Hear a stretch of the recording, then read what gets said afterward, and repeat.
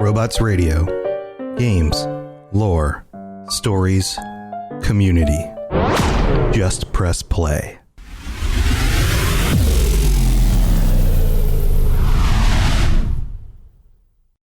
This show is brought to you by our patrons at patreon.com/ElderScrollsLorecast. Robots Radio presents The Elder Scrolls Lorecast. Welcome to the Elder Scrolls Lorecast, a place where the Elder Scrolls community can come together to discuss the boundaries of our knowledge about the universe of the Elder Scrolls.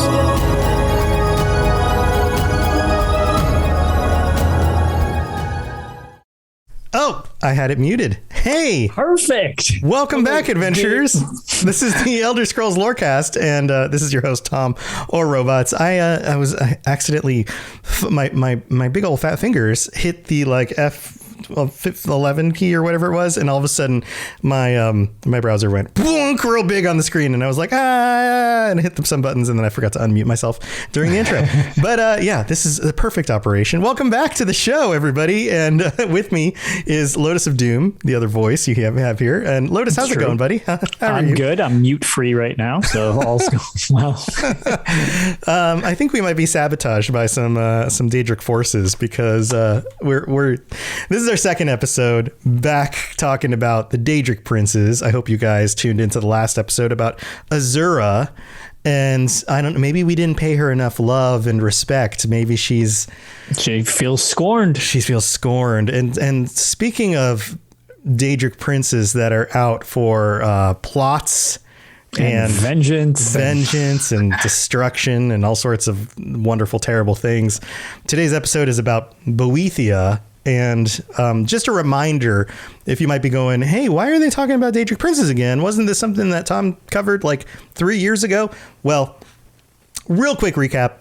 We're diving back in and we're going deeper, because this was something I covered by myself at the beginning of this show a long time ago. And now I've got Lotus here with me, and we're going to get even deeper into these characters. So this episode is about Boethiah, sometimes spelled with an H at the end, sometimes not. And he, she, it is the Prince of Plots, the Dark Warrior, the Deceiver of Nations, the Queen of Shadows, the Goddess of Destruction, Hunger, which is a really cool title, Font of Inspiration, He Who Destroys and She Who Erases. Called Boethra by the Khajiit, which the Khajiit have the best titles, I think, for all. The Khajiit have really cool names for a lot of stuff, right? And they're all related really to cats. The Daedric prince who rules over deceit, conspiracy, secret plots of murder, assassination, treason, and unlawful overthrow of authority. Boethiah is not somebody that you want to piss off. That is correct. You don't mess too much with Boethiah and or Boethiah's cultists. They tend to be a little on the extreme side when it comes down to things, including outdoing each other with how extreme they can be at points. Yeah, that's a really good point. In fact, the next line, and oftentimes like this first section is pulled directly from the UESP, and we get a lot of inspiration from the UESP. But in these later episodes in the Lorecast, we often dig deeper into the original text. But I'm going to pull this specific line because it is the next line after this introduction that gives us all the titles. It says, "This sphere is destructive in nature, and Boethiah's destructiveness comes from the inspiring of arms of mortal warriors." So Boethiah's big thing is about, we talked about this with Azura. The whole inspiration for her was inspiring love, getting mortals to love her. Boethiah is about getting mortals to war. Yeah.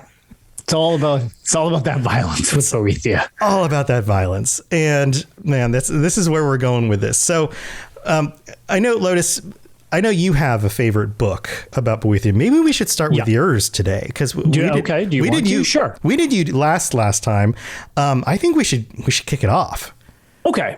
So I feel like that this is, I mean, it's more of just conveniently, I have two books that I thought really did a great job of describing the Daedric prince that we're dealing with, more so than, I will give a shot to trying to get all of the Daedric princes we cover a book that I think really nails it with them, but I'm not really entirely sums it sure on a up. couple of them. Yeah. But specifically when it comes to Boethiah, there is a book that I think really kind of encompasses just how brutal Boethiah is, and it's called Boethiah's Proving.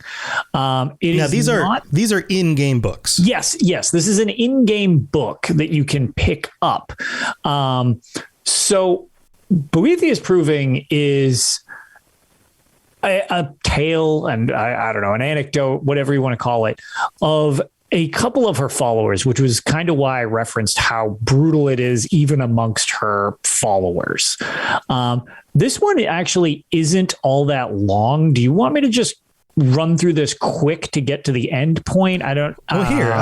Can I read it? Because this is fun. Yeah. Would you? Yeah, I was going to say, like, I'll give it a reading, and then you stop me if you feel like you want to comment on anything. Perfect. How about that? I love it. So this is Boethiah's Proving by Anonymous, an account of a fatal summoning of a Boethiah. This first showed up in Skyrim, and it also can be found in the Elder Scrolls Online. As many of these books, they show up in one game, and then they're usually carried over to the later games that come out later. Yes. The following is a true account.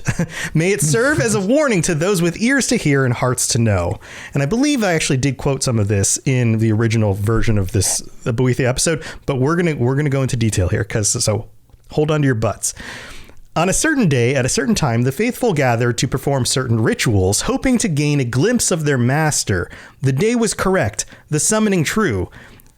Slashing a smoking tear through the veil, she, her very self, appeared before them, terrible and resplendent. She came arrayed in ebony darker than a moonless night, wielding a blade burning hotter than the surface of the sun. And though she wore the guise of a Dunmer warrior queen, she towered above them like a statue carved from the Red Mountain itself. Now, I'm going to pause here. Anybody who has played certain parts of Elder Scrolls Online where you've gotten to experience the Daedric princes in, I think, as close to their own representations as they get, will often see them as towering above you. Like, there are moments where, like, there are moments in some of the games where you meet, like, Sheogorath, and he's the same size as you and things like that. But there are moments in Elder Scrolls Online where you meet, say, the Daedra, and they're arguing together, and they are the size of like a freaking 4-story houses. They're gigantic. And this is that kind of representation here. Yeah. Also, I just realized how this is written. I think we really need to do something specific with this, because it reminds me of a request that we were originally given about dramatic readings. Okay, so read all of the parts. I am just going to be the follower section. Okay. They just have little snippets, and we're going to do a dramatic reading of Boethiah's Proving here. Okay. So should I? Oh, here, I'll do the echo. Yeah. I'll do the echo. I'm just going to be the cultists. So she says, "Why have you disturbed me?" Surprised, the first among them prayed. O Boethiah, Prince of Plots, Deceiver of Nations, Queen of Shadows, Goddess of Destruction, we come to worship thee. She looked down upon her followers, gathered to bear witness. Frowning, she asked the first, "Tell me, you who profess to know me, how shall I know you?" Afeared, he exclaimed, "Each night I pray to thee. Each night I call out thy wondrous name. Surely you must recognize the sound of my voice, thy most devoted of believers." She frowned and let out a long sigh, and then of a sudden, which is odd, it is a weird way of putting that. He was gone. The air from her lungs dispersed him.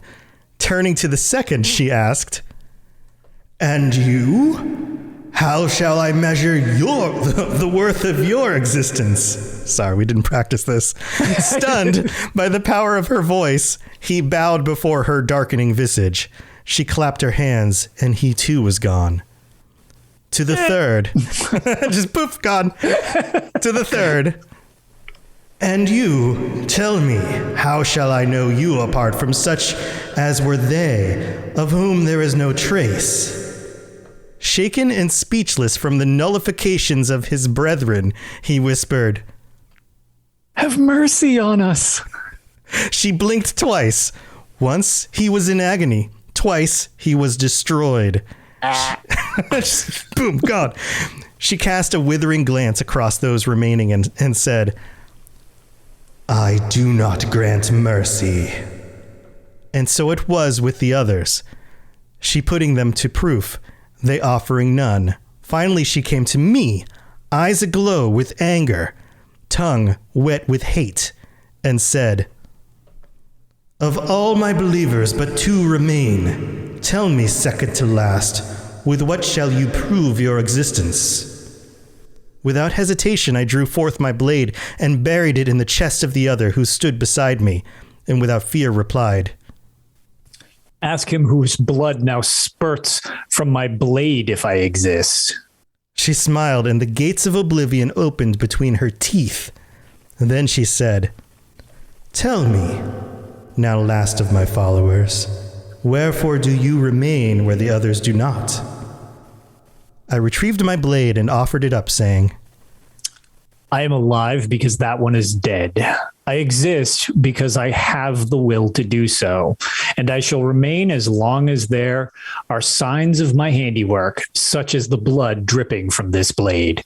Accepting my gift, she nodded and said, Indeed.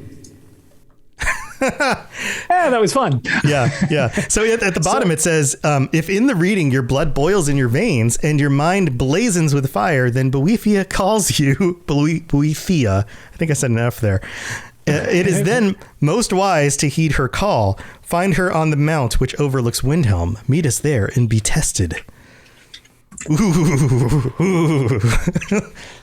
And that also will kick off the Boethiah's Proving quest line, where you can get her Daedric artifact from Skyrim as well, if you get that book. Mm-hmm. But yeah, I feel like that encompasses kind of the brutality of Boethiah, because even amongst her own followers, to gain her favor, one of the followers murders another follower.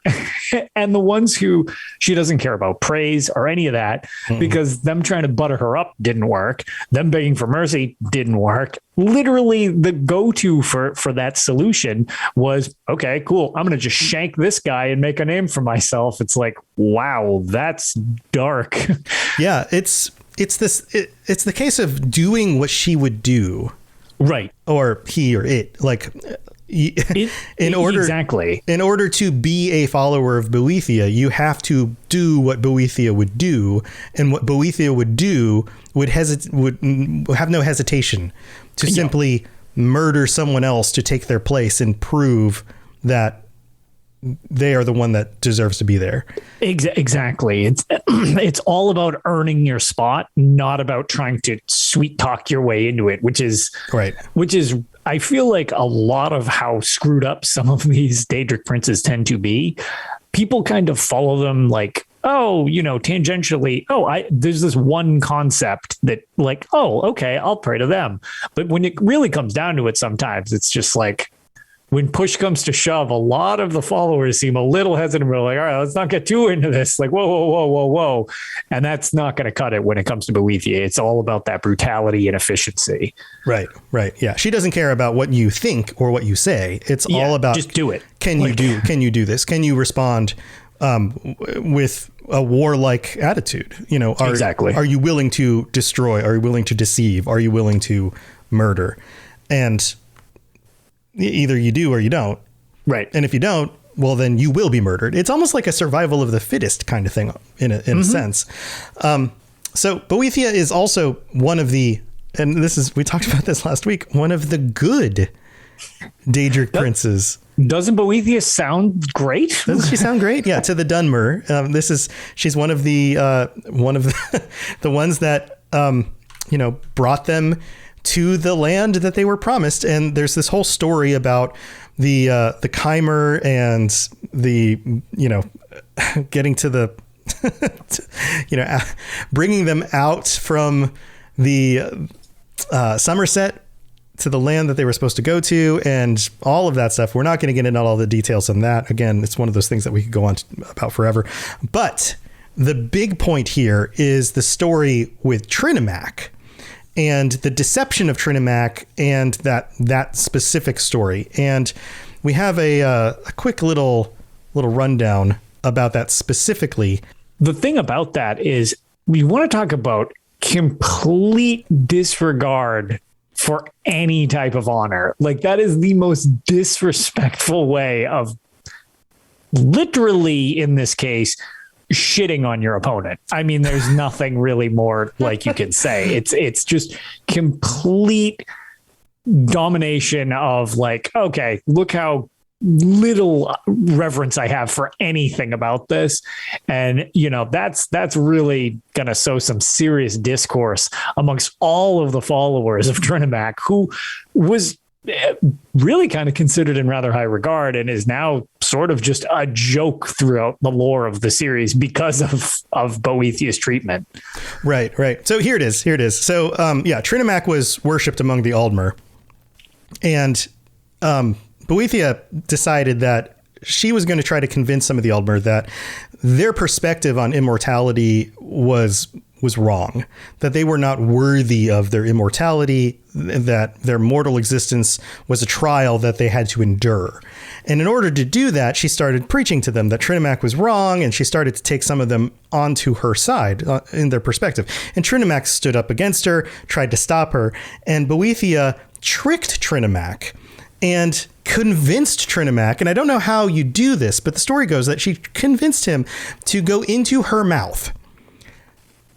Now, how that works, and maybe this is a metaphorical thing, who knows? But Trinimac does this, which of course gives Boethiah the ability to take on Trinimac's appearance and to speak with Trinimac's voice.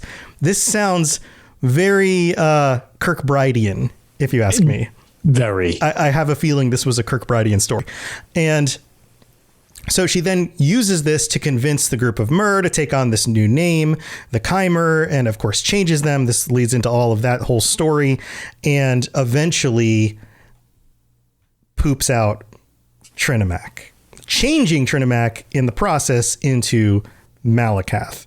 And this is a story that is debated highly among the orcs, the Orsimer, because they are associated with Malakath and they don't want to, people to think that they worship a god that was tricked and defecated out by another god. Yeah, exactly. It's not really, there's no way to phrase that in a way that makes it sound very good for your culture. Mm-hmm. So the debate there definitely makes sense, that they're not just like, okay, yeah, we're just the leftover. It's like, that's not really a selling point if you're trying to talk about good things with your culture and race and stuff like that. It's like, okay, this definitely is much more of a other tale being told, and accepted or not, than something they're throwing out there for people. Right. There is and Rob the Princess points out, he says, I'm pretty sure they fight, Mephala cuts him from behind and Boethia consumes him. That is another version of the story. So there's actually, like many of these things, there's multiple versions.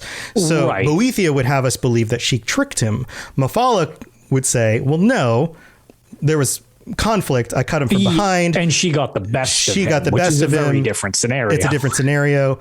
Malakath says, no, it didn't. It never even happened. It didn't even happen like that. Just like, exactly. It's like, no, who do you even believe, right? Which story is which? And then, of course, all of these stories are being told by followers of each of these groups.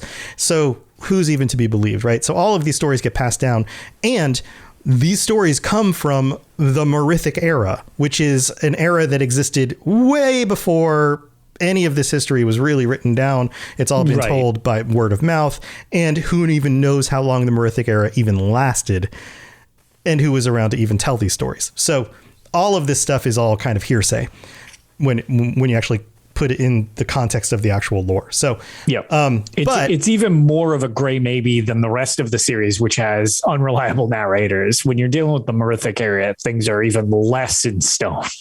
Right. So, but like, let's take this into consideration. Who is Boethiah? She has to do with plotting, right?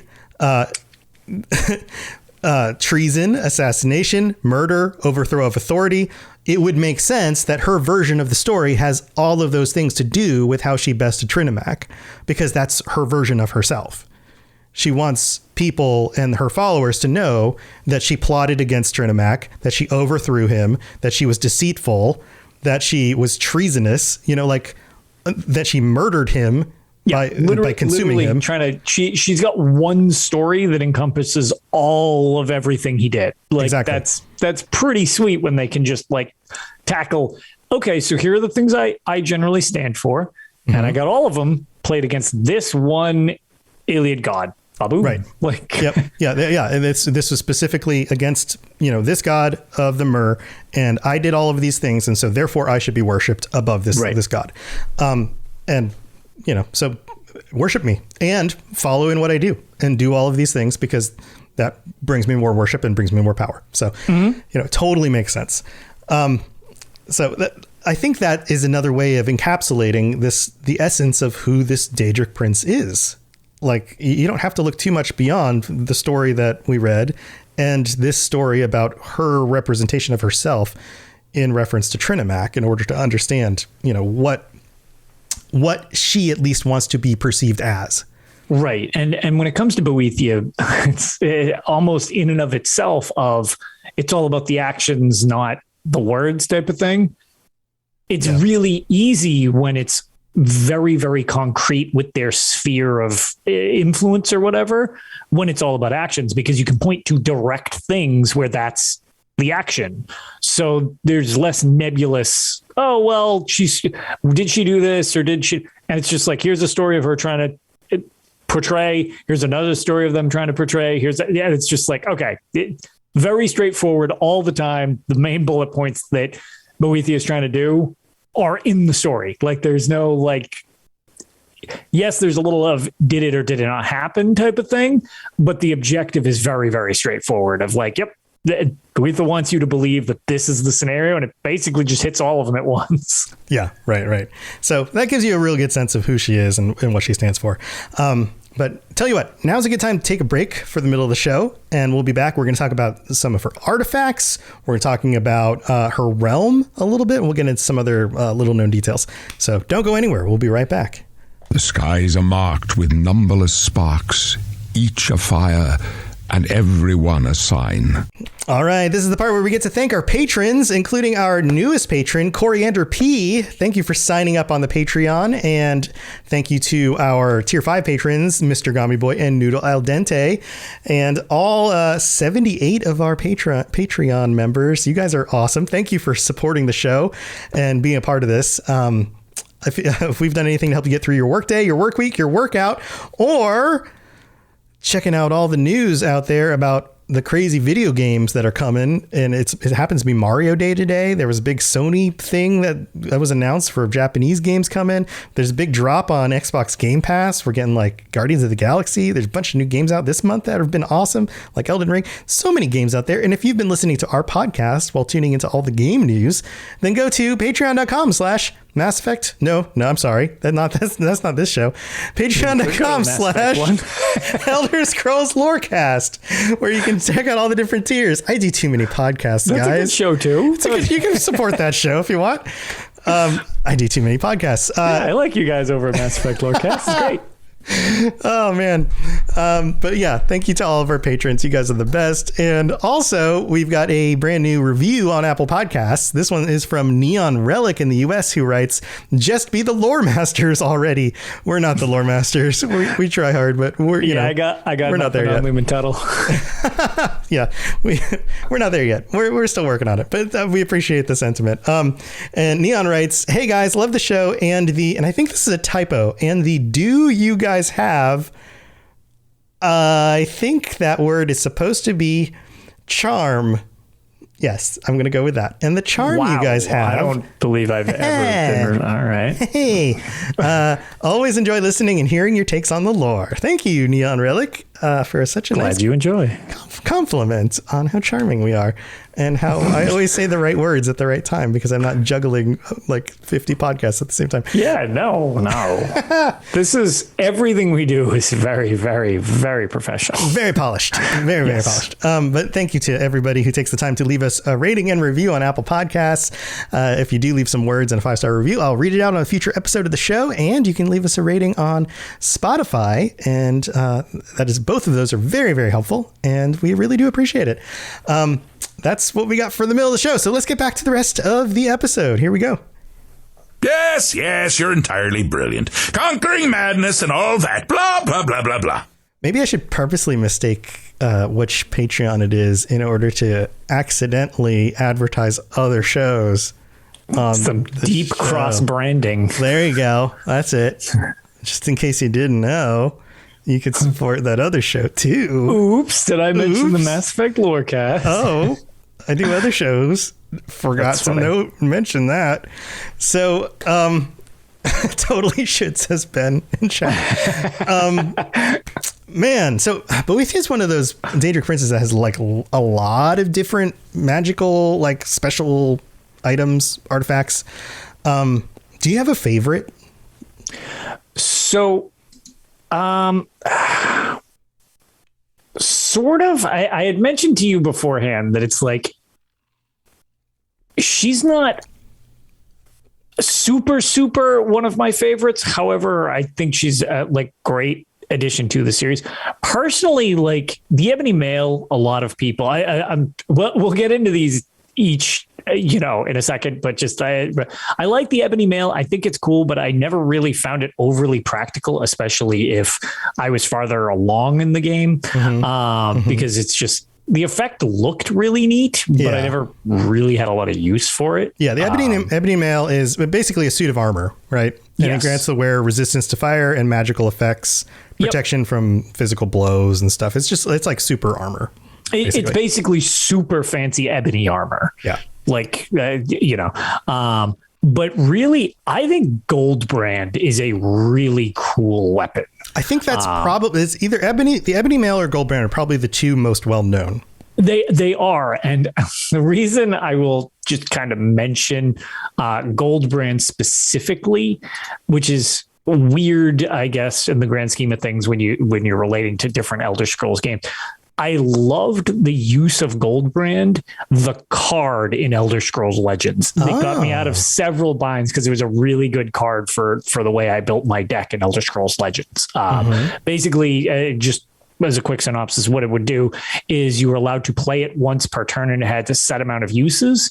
And once you used it, it would do 2 damage. Then the next turn it would do 4 damage. Then the next turn it would do 6 damage. So it increased what it did to your opponent that you were attacking each time it was used until it wore itself out. I just thought that was like a really cool use of that card.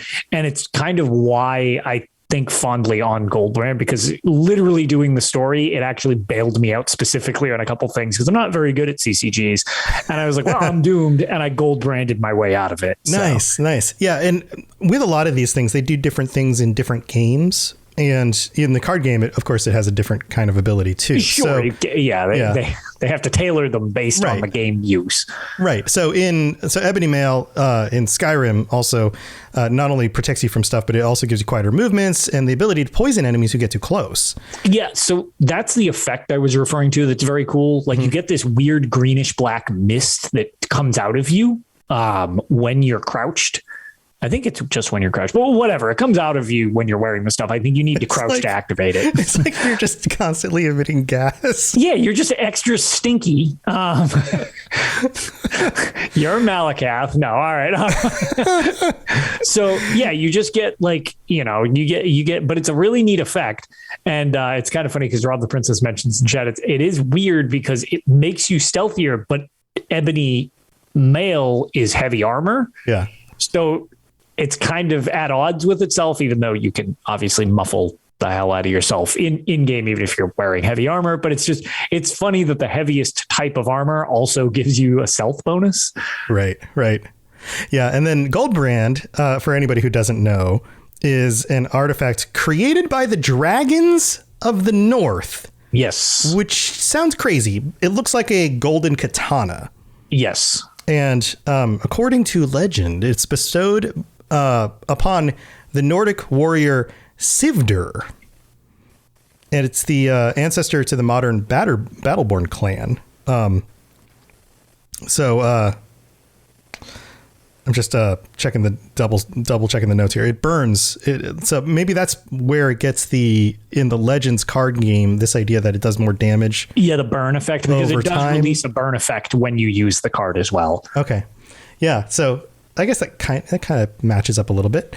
So that's pretty cool. Before we go too deep, I have this. I mentioned I mentioned this to you at the beginning of the show. I've got this interesting kind of idea about Azura and Boethia, but I'm going to save it to the end of the show. So don't go anywhere. Oh yes, you had mentioned that. Yeah. I've got so many things in my head. That's part of why I'm stumbling over stuff. But the other things to note here is Fearstruck is a Daedric artifact created by Boethia.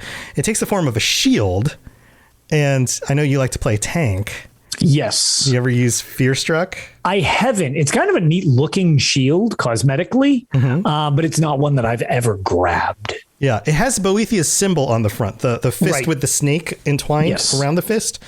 And it belonged to Lyrisius, a hero from Tamriel, famous for leading his army against the Akaviri slave traders in their homeland of Akavir. The shield was utterly destroyed in the First Era by the fiery breath of a worm who Lysirius encountered after his army was routed. And this is an item in ESO. Yep. And then there's the I'm going to mess up these words. Duplici Gladio is a two-handed sword associated with Boethia after it was recovered from Morrowind by the Imperial Legion during the Fourscore War. It became infamous as betrayal tended to follow its path. Imagine that. Betrayal. Boethia. The artifact has the ability to create copies of both itself and the bearer. Although these duplicates may obey the wielder, they have a will of their own, and their true fealty is to the Prince of Plots. So weird. Probably don't use it. Yeah, that one's a little strange. There's also not. I'm guessing this is. I noticed this one doesn't have a picture related to it, so I'm guessing it's actually never appeared in game. Yeah, it's some of the stuff actually goes back really far in the lore, and we're going to note some of this stuff a little bit later as we get into some of the trivia details. Boethia's, I guess, stepping out of game for a second, keeping it in game, stepping slightly back out of game and into just like the technical stuff. Boethia has actually been around one of the longest before Daedric princes, I believe, were even kind of like ironed out. The longest. And we can drop that knowledge. Yeah, we can drop that knowledge bomb. Boethia was first described as a dark elven goddess in Arena. Wasn't even a Daedric prince. Right. And this was in dialogue related to the Ebony Mail artifact, which was also in Arena. Yes, and I believe Goldbrand was as well, if I'm not mistaken. So that makes Boethia actually the first Daedric prince to be mentioned by name. Written. Yeah. Right. So pretty crazy stuff. Without turning this into a Hermaeus Mora-based thing, just saying... The Augmentinium was also in Arena, so although old Hermie didn't exist yet, it was just the Augmentinium with no explanation. But yeah, there was very little, prior to Daggerfall, they hadn't really ironed out all this stuff with the lore, as Arena is much more of a structural bones of the series that then got fleshed way out with Daggerfall and onward. Yeah. So, of course, a lot of these Daedric princes have their own realms. Some of them are better known than others. Boethia's realm, simply known as the Realms of Boethia, are, of course, her Plains of Oblivion. And the two that we know most about are Attribution's Share or Snake Mount, which seem to be the same place. Yeah. And they seem to have the same name. And this is weird because sometimes you get places that are like have the same name, and are they the same place, or are they just two locations that are part of the same realm but different locations in the same realm?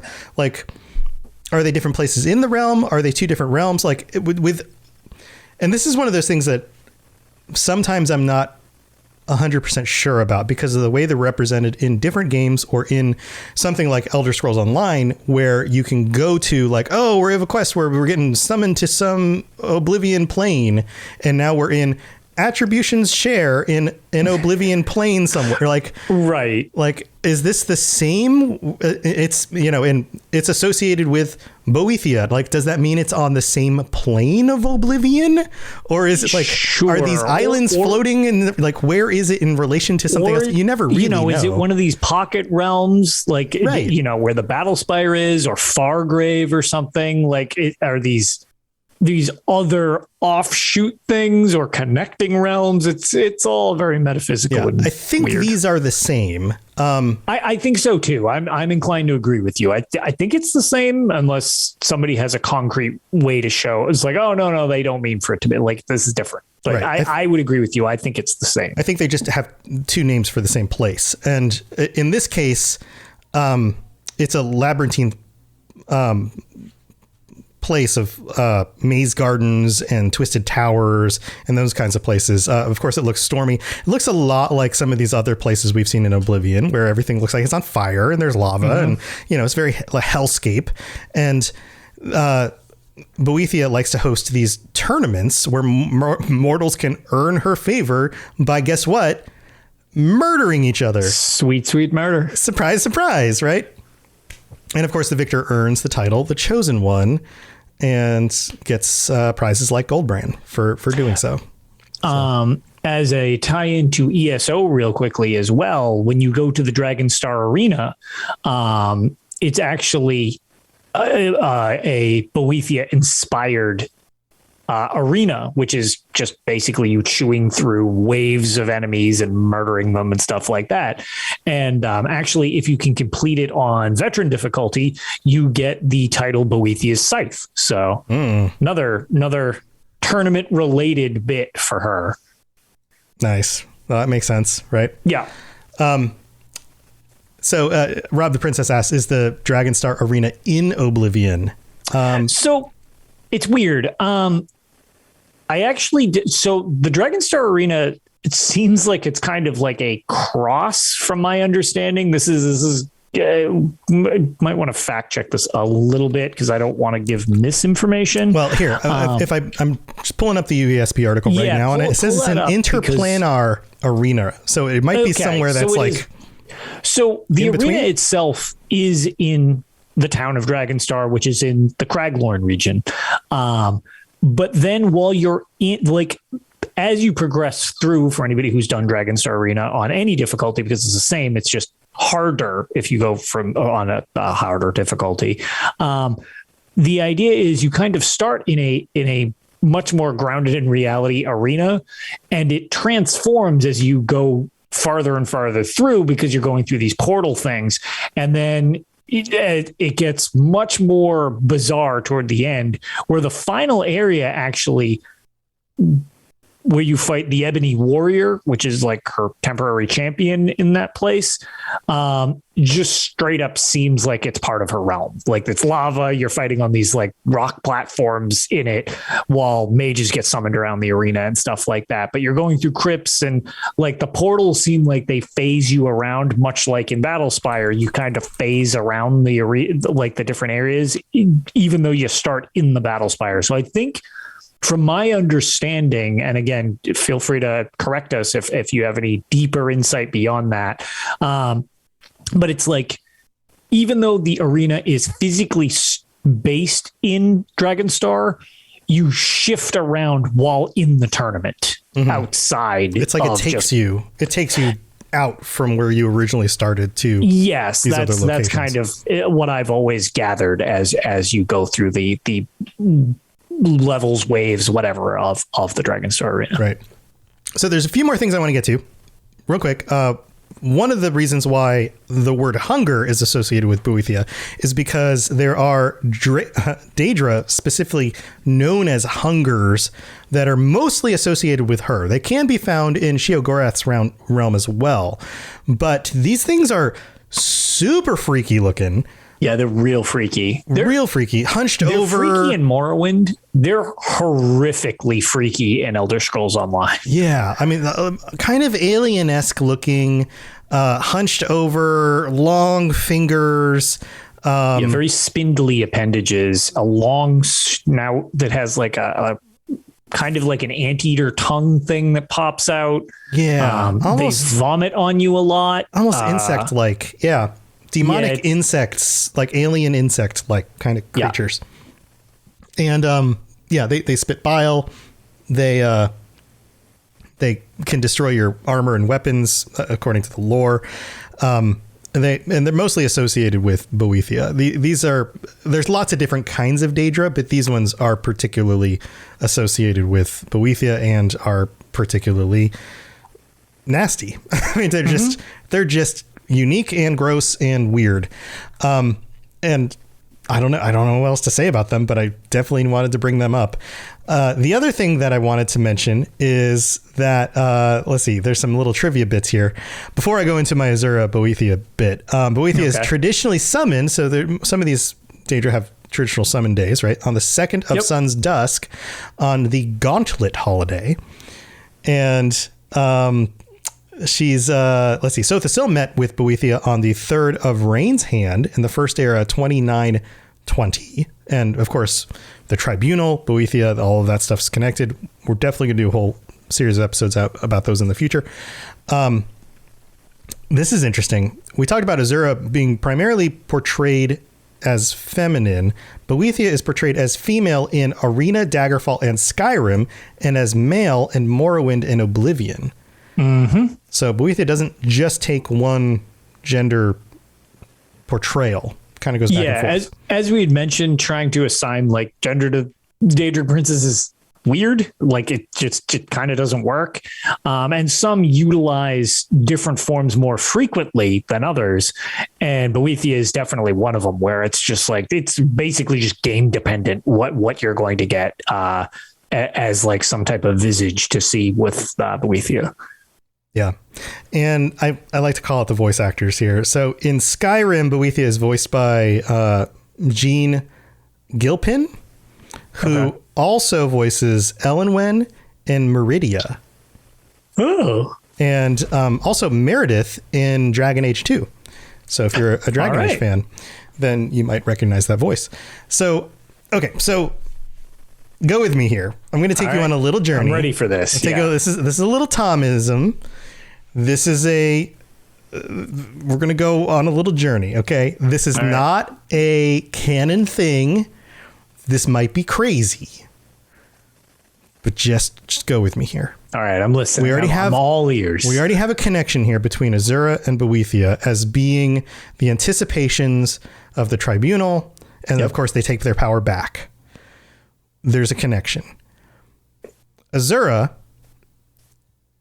wants people to love her, but we know when that love is not given back, or when she's put on the spot, she gets really angry and she's spiteful, just like a lover who's spurned.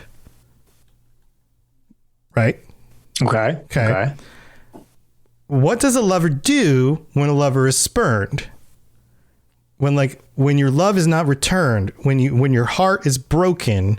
Okay. And you become really all vengeful and hate filled. All right. Right. When you become really, really, really hurt. Okay. The flip side of that is feeling like you need to take vengeance on something. You become deceitful, treasonous, murderous. Okay. You see where I'm going? Like, Boethia is a spurned Azura. So you're saying that it's almost like a coin flip. One side's Azura, one side's Boethia type of deal. Okay. Right. All right. Like, and I know that you could probably say this for many of these aspects. Like, you take one and you turn it on its head and it turns into the other. Like, I get that. Like, you could probably say that for many of these, but it was just like, there's a connection there. Like, Boethia is cold and impersonal and cruel. Azura is connected and loving and committed and affectionate. Like, there's like, it's so many ways they're almost complete opposites. It is interesting that they're literally like polar opposites to each other. Actually, Rob the Princess just mentioned what I was about to say in chat. Sheogorath and Jiggalag. Exactly. And that's where my mind went too. Sheogorath and Jiggalag are polar opposites, chaos and order. You have extreme order and extreme chaos. There's no balance between the two. Azura is extreme longing and love and connection and always wanting to be together. And Boethia is the antithesis of that. Yeah, it's literal antithesis of that in every possible way. Right. Like, chaos is like completely removed. Yeah. Just wants destruction.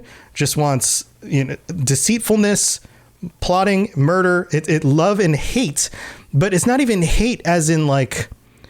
It's apathy. It's love and apathy is what it is.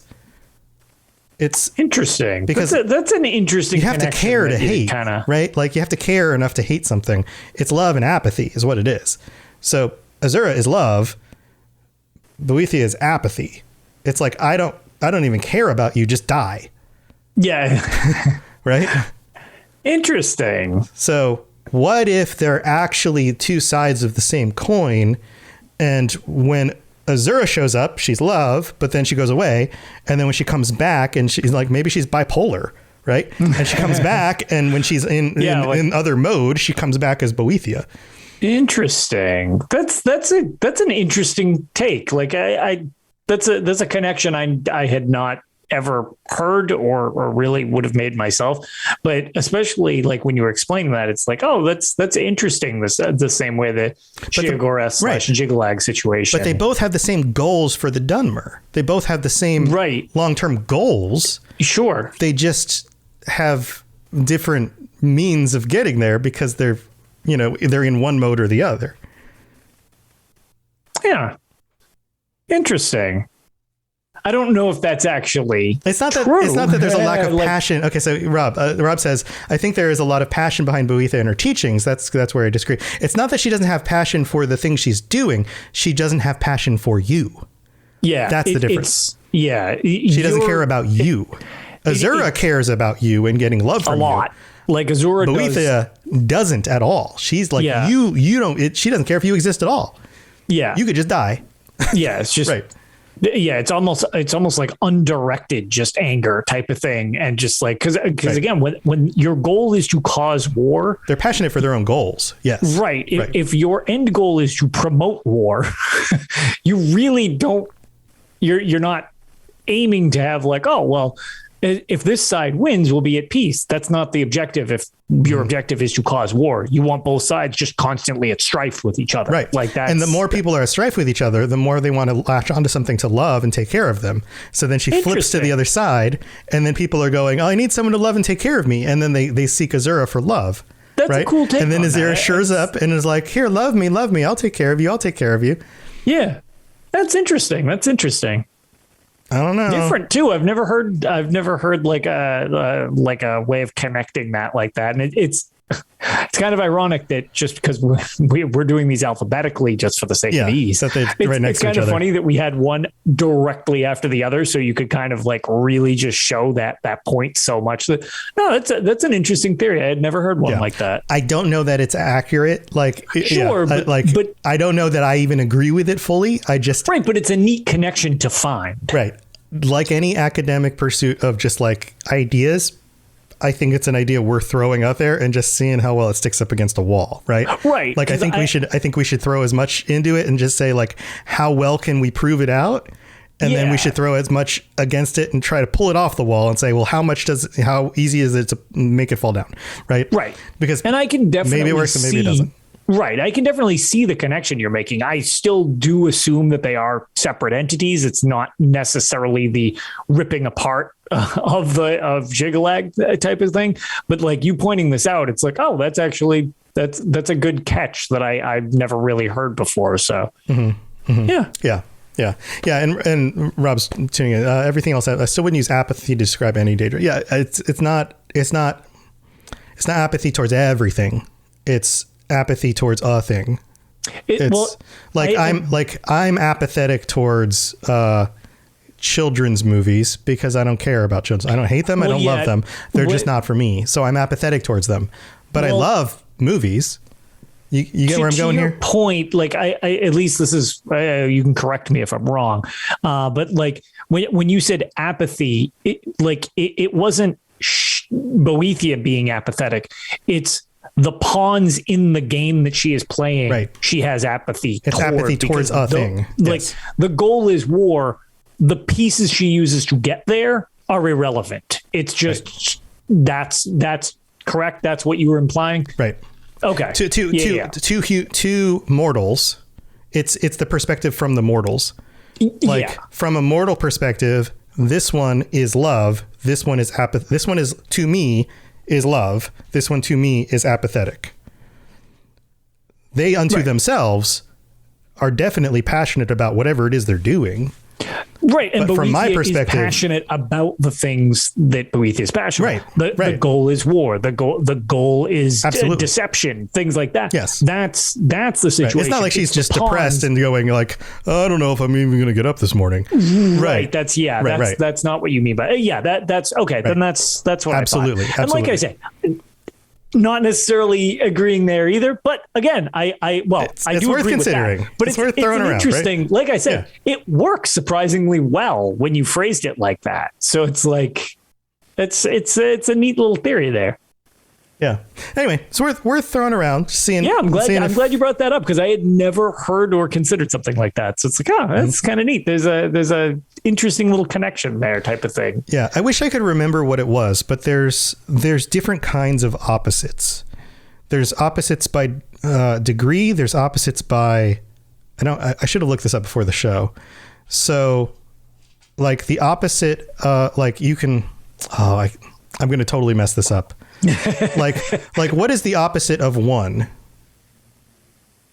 Like what is the opposite of the number one?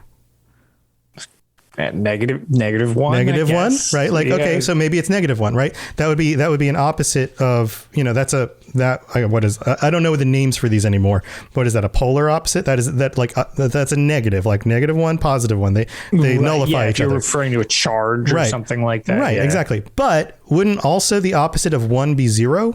Because that's why I paused because I was like, well, what's the context for the number one? It's the context of the opposite, right? So that's the same kind of thing, like with a concept like, there's inverse opposites, mirrors, right? There's different kinds of opposites, right? So something like love can have opposites like love and hate, but both of those have a certain amount of emotion involved. So like complete opposite. There's different kinds of opposites. So that's just where I'm going with this. It's just like, what if you played these things in certain ways, like the opposite of Zura might actually be like Moleg Ball, if you take it in a certain direction. Like depending upon what aspect you're looking at, the opposite could be something totally different than what you're focusing on, but it could also still be its opposite. Right. There's different kinds of opposites depending on the perspective that you're looking at it. Sure. But anyway, that's neither here nor there. But that's just the idea. I just wanted to throw that out there. Theory. I'd love to hear people's thoughts on this. Of course, you guys can, log into the Robots Radio Discord, let us know your thoughts, and or send us some tweets or whatever. But it's just that's part of what's so fun about the lore is that you can play with all of these ideas because they're complex enough and interesting enough that you can kind of just throw this stuff around and just go, well, what if this works this way? Or what if this works this way? Who knows? And it changes over time from different cultures and different perspectives. Just like, get this, real world mythology and history and all these kinds of things, because different perspectives, different cultures, different humans have different perspectives, all sorts of things. So it makes it really interesting. There's a bunch more other stuff about Boethia and the different quests she has in different games, the different things she did during different eras. Oh yeah, it's all we of can't that cover stuff. Literally everything. This podcast will never end. We can't cover all of it, but that's probably the most interesting bits, except for the whole tribunal Morrowind stuff. Like I mentioned before, we'll get into that in the future when we'll cover that in probably an entire month worth of episodes. So anyway, that's what we got for Boethia. Thanks everybody for tuning in. Lotus, you got anything cool going on? I hear you've hitting some sort of big number. Yeah, it's weird. On your other show? We're hitting a milestone. So Tales of Tamriel will be having its 300th episode this weekend. Sunday at 3 p.m. Eastern on my channel, Lotus of Doom on Twitch. Huge shout out to ZeniMax and the Elder Scrolls Online official who made us the highlight of March on their official website. So that was really cool. It was also very strange to be interviewed by the people that we asked to be on our shows to interview them. So the attached interview with me and Ark is actually on the website as well. And they've been kind of promoting us throughout that to all of the myriad of new followers who either just found out about the show or whatever, glad to have you. Hopefully you like it. And also you'll see many a connection to this show. If you don't already know about this show, which a couple people didn't realize the connection already from the show that I was told about earlier. So the connection will continue as both these shows, I feel, kind of feed into each other pretty well, but it should be a super fun time. We've got some pretty fun plans for the episode with guests and a whole bunch of snippets from the community and stuff like that. So it should be a really fun podcast. Nice. Yeah, I read the article earlier today. That's awesome. Yeah, that's really cool. No, it's very thoughtful of them to do that for us. So greatly appreciated. And this is year 8, I believe. Jeez, man. And someone asked when my first appearance was, because again, I didn't necessarily start this show with you. You started it and then I joined you when you invited me. Yeah. Tales has had, I believe we were trying to figure it out. I think there have been 17 hosts of Tales. Oh, wow. I didn't realize there was that many. Yes. Some people had shorter stints than others and stuff like that. But somebody actually asked, they were like, when did everybody start? And Ark was back at episode 25, which wow. I believe it was 25, where he said something nice about the Aldmeri Dominion and nobody ever lets him live it down. That would have been like 7 years ago.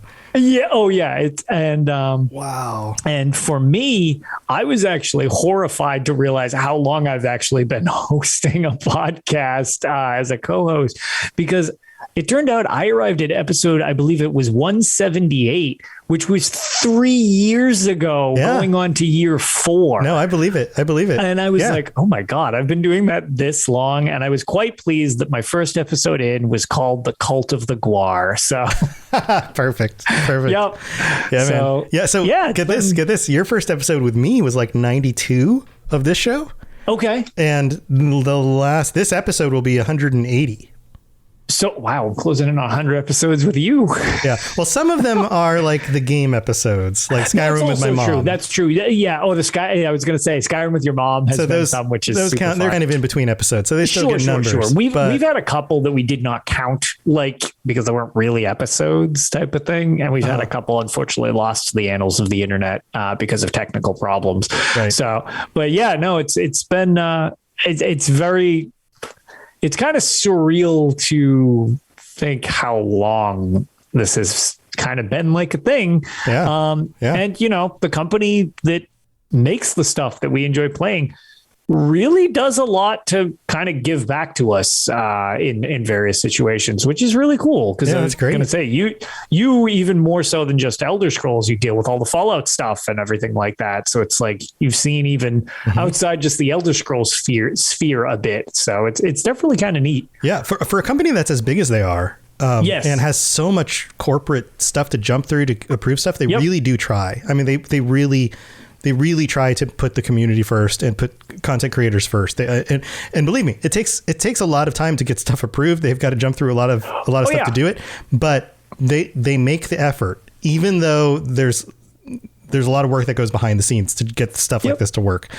So like good on them, because I think a lot of people don't realize that. Like, yeah, there's stuff that has to get signed off by multiple people. PR has to, like, you know, HR has to, like, all these people have to say, yes, I approve this. This is good. Like, because every time they do this stuff, they take a risk. You know, that, like, somebody like me is going to say something dumb, and that's their reputation on the line, you know? And right. Yeah. So it's, but yeah, that's cool. That's pretty much my plans for the weekend. It's taken a decent amount of more work than usual going into episode 300, just because we're trying to make it, you know, memorable for everybody. And it'll be a fun look back and everything like that. So very excited for this weekend. That's awesome. Yeah, dude. Well, yeah, man, I'm 180. So we'll hit 200 this summer. Yeah, I was going to say this summer we'll be hitting 200. That's coming up soon too. Man, that's nuts. Hell yeah. 200. I know. Holy crap. Time. What happened to time? What happened? The pandemic is what happened to time. We all get shut into our homes and started making more podcasts.